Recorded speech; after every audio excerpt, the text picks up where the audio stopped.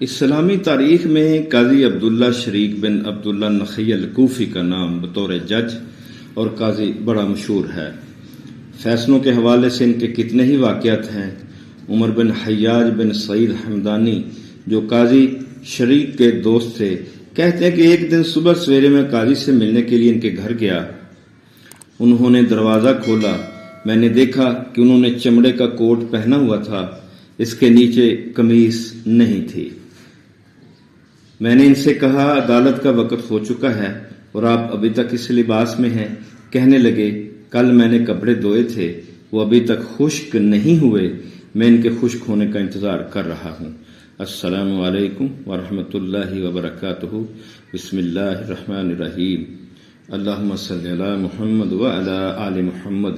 سنہرے فیصلے کے سلسلے میں آج ایک ایسے قاضی کی کہانی پیش کی جا رہی ہے جو وقت کے قاضی تھے لیکن پہننے کے لیے ایک ہی لباس تھا۔ تو اس سے پہلے آپ میرے یوٹیوب چینل کو سبسکرائب کر دیں اور بیل آئیکن بھی پریس کر دیں تاکہ اس طرح کے ایمان افروز واقعات آپ تک پہنچتے رہیں۔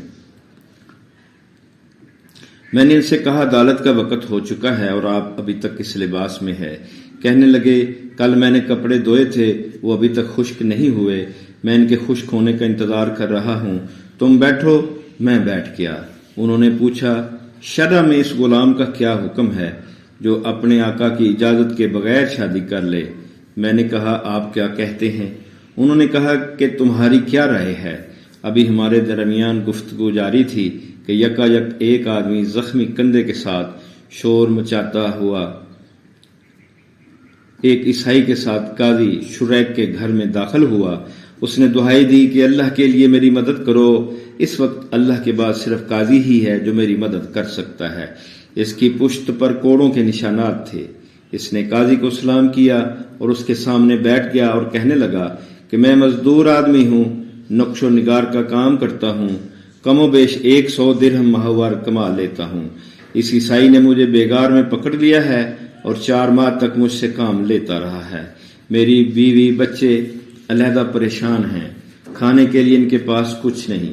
میں اس کی حراست سے آج بھاگ آیا تھا کہ اچانک اس نے مجھے دوبارہ پکڑ لیا اور میرے ساتھ جو سلوک کیا اس کی گواہی میری پشت دے رہی ہے۔ کوڑوں سے مار مار کر مجھے لہو لہان کر دیا ہے۔ دراصل اس عیسائی کو خلیفہ مہدی کی بیوی خیزران نے امیر کوفہ موسیٰ بن عیسیٰ کی طرف اپنے خصوصی خط کے ساتھ روانہ کیا تھا کہ یہ میرا خاص آدمی ہے، اس کا خیال رکھا جائے اور اس کی حکم عدولی نہ کی جائے۔ قاضی شریک نے مزدور سے یہ مقدمہ سن کر عیسائی سے کہا مزدور کے برابر بیٹھ جاؤ۔ اس نے کہا ابو عبداللہ تمہاری خیر ہو، یہ ہمارا نوکر ہے، اس کو فوراً جیل بھجوا دو۔ قاضی نے کہا اس سے پہلے تم اٹھو، جو حکم تمہیں دیا ہے اس پر عمل کرو، اس کے ساتھ بیٹھو۔ اب اس کے پاس اس مزدور کے ساتھ بیٹھے بغیر کوئی چارہ نہ تھا۔ جب وہ بیٹھ گیا تو قاضی شریک نے اس عیسائی سے کہا کہ اس شخص کی پشت پر جو نشانات ہیں وہ کیا ہیں اور اس کو کس نے مارا ہے؟ اس نے کہا قاضی کی خیر ہو، میں نے خود اپنے کوڑے سے اسے مارا ہے، یہ اور زیادہ مار کا مستحق ہے، آپ اس کو فوراً جیل بھجوا دیں۔ قاضی شریک گھر میں گئے اور اپنا کوڑا لیے باہر آئے اور اس عیسائی کو مارنا شروع کر دیا۔ اس آدمی سے کہا کہ تم اپنے گھر جاؤ۔ پھر اس عیسائی کو مارتے ہوئے کہا اے بے وقوف، اپنی گردن آگے بڑھا، لا تضربوا واللہ المسلم بعدہا ابدا، اللہ کی قسم آج کے بعد تو کسی مسلمان کو نہیں مار سکتا۔